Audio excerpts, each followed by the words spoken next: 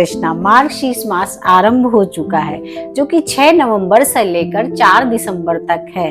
मार्गशीर्ष मास की भी अपनी खूब महिमा है। अब जैसे हमने कार्तिक मास को भक्ति भाव और श्रद्धा पूर्ण से संपन्न किया, ऐसे ही मार्गशीर्ष मास में भी ब्रह्म मुहूर्त में उठकर स्नान, दान, जप, तप, दीपदान की अपनी एक अलग महिमा है। जैसे कि कार्तिक मास की देवी राधा रानी को माना गया है, ऐसे मार्गशीर्ष मास स्वयं भगवान श्री कृष्ण है। गीता में भगवान श्री कृष्ण ने कहा है कि मासों में मास जो मार्गशीर्ष मास है वो मैं स्वयं हूँ।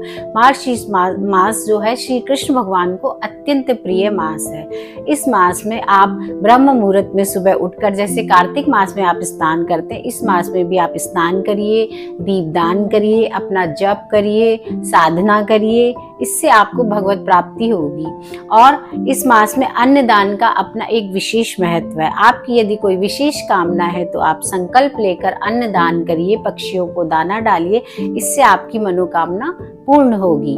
इस मास में आप शुभ कर्म, सत्कर्म करते रहिए, किसी को बुरा मत बोलिए, सबके लिए अच्छे वचन बोलिए और अपने सत्कर्मों को करते रहिए।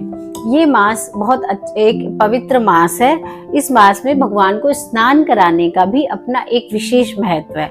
आप इस मास में भगवान को चंदन से, अष्टगंध से, केसर युक्त जल से, दूध से, पंचामृत से स्नान कराएं। शंख में तीर्थों का जल भरकर उनको स्नान कराने का अपना एक विशेष महत्व है।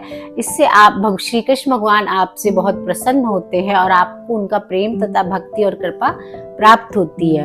जैसे हमने कार्तिक मास को पूरे श्रद्धा और भक्ति भाव से पूरा किया, ऐसे ही इस मास को भी पूरा कर। इस मास के गुरुवार को अगहन के गुरुवार कहा जाता है। इनमें माता लक्ष्मी की आराधना की जाती है, उनका व्रत व उपवास किया जाता है। इस मास में के गुरुवार करने से आपको माता लक्ष्मी की विशेष कृपा प्राप्त होती है। हरे कृष्ण।